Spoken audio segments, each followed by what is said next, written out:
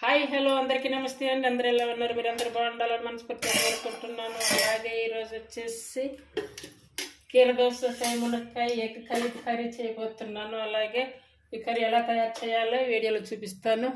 చిన్న చెక్క ఒకటి వేసుకోవాలి, అలాగే 3 లవంగాలు, అలాగే హాఫ్ స్పూన్ జీరా, ఇవన్నీ చిట్టుపట్లాడే టైంలో ఇప్పుడు కట్ చేసుకున్న ఆనియన్స్ వేసుకోవాలి. టేస్ట్ సరిపడా సాల్ట్ ఇవన్నీ వేసుకొని బాగా మెత్తగా వచ్చే వరకు ఉడికించుకోవాలి. ఇవన్నీ కూడా ఇలా ఉడికించుకునే టైంలో మనం కూరగాయలన్నీ కట్ చేసుకోవాలి.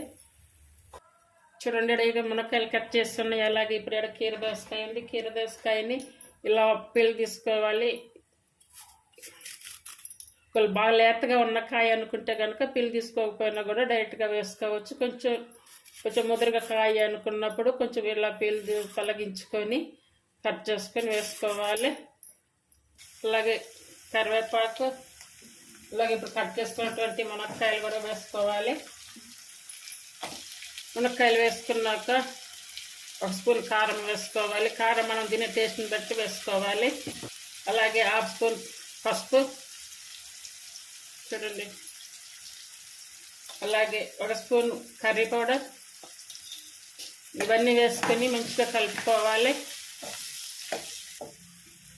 వాటర్ వేయకుండా తాలింపులోనే ఇలా ఉడికించుకోవాలి, అంటే సిమ్ మీద పెట్టేసుకోవాలి. ఇప్పుడు టమాటా ప్యూరీ అనమాట. ఇది మామూలుగా మిక్సీ పట్టుకొని అయితే తీయలేదు నేను. మామూలుగా చేతితో ఇలా కాయలు ఇలా మెత్తగా మిసికి అట్లా జ్యూస్ తీస్తాను. ఈ జ్యూస్ని ఇప్పుడు వేసుకోవాలి. పులుసు కూరకి ఇలా వేసుకోవడం వల్ల మంచి టేస్ట్ వస్తుంది కర్రీ కూడా. ఇప్పుడు సిమ్ మీద పెట్టుకొని ఉడికించుకోవాలి.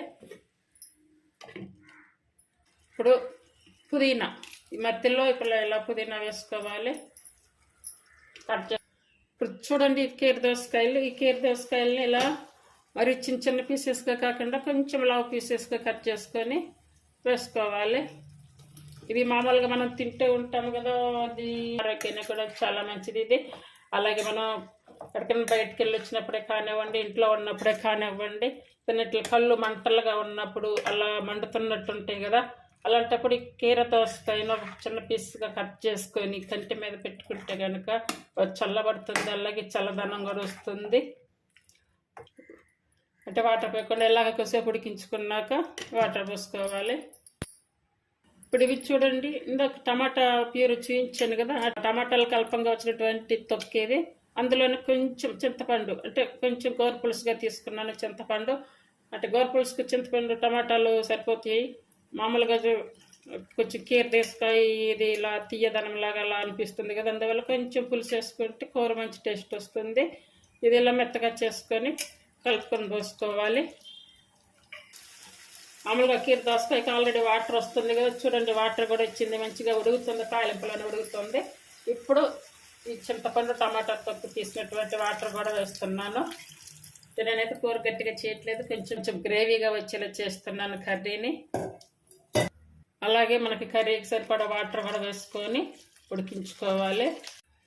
చూడండి, కర్రీ అయితే మంచి కలర్ఫుల్గా ఉంది. ఈ కలర్ఫుల్తో పాటు మంచి టేస్ట్ కూడా వస్తుంది. మనం సాల్ట్ స్టార్టింగ్లో వేస్తున్నాము కదా, అలాగే ఇప్పుడు కర్రీకి సరిపడా టేస్ట్ చూసుకొని సాల్ట్ వేసుకోవాలి.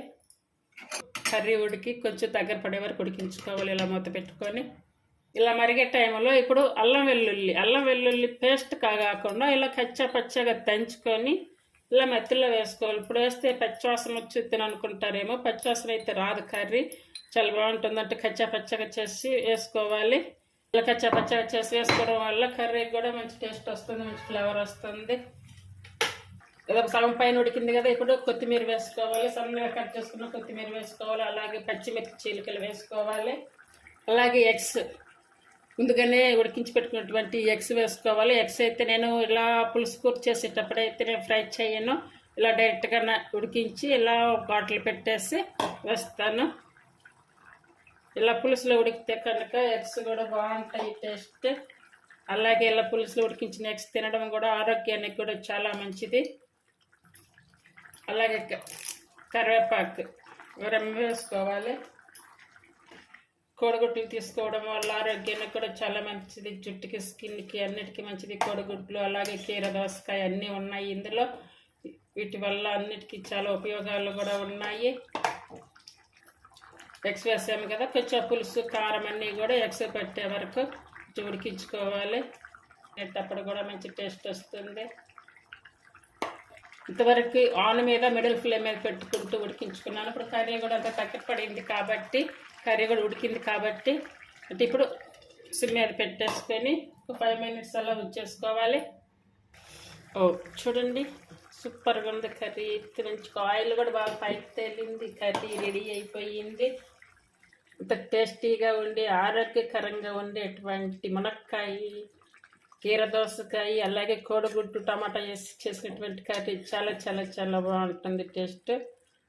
కీర దోసకాయ అంటే ఎక్కువగా ఇట్లా బయట అట్లా స్నాక్స్గా కానీ అలా చిన్న చిన్న పీసెస్గా కట్ చేసుకొని అలా తినడానికి యూజ్ చేస్తుంటాము. అలా కాకుండా ఇలా కర్రీస్లో కూడా కీర దోసకాయ వాడండి, చాలా బాగుంటుంది టేస్ట్. ట్రై చేయండి.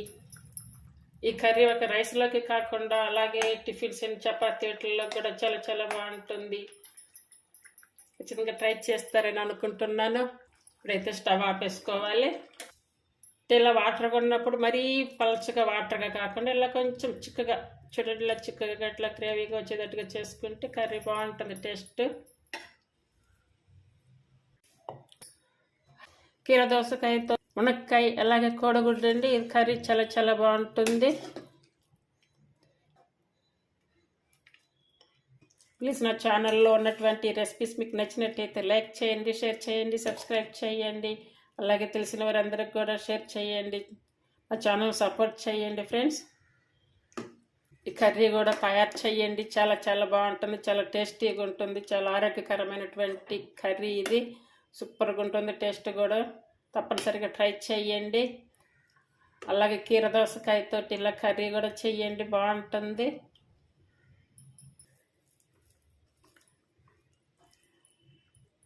చాలాసార్లు కర్రీ తయారు చేస్తాను, అంటే కీర దోసకాయ చాలాసార్లు చేశాను, కానీ వీడియో అయితే ఎప్పుడు చేయలేదు. సరే ఈసారి వీడియో చేసి పెడదామని ఈరోజు కీర దోసకాయ వేసి ఎగ్ మునక్కాయ వేసి కర్రీ చేసి ఈరోజు మీకు మీతో పాటు ఈ వీడియో షేర్ చేసుకోవాలన్న ఆలోచనతో మీకు తయారు చేశాను. చాలా బాగుంటుంది.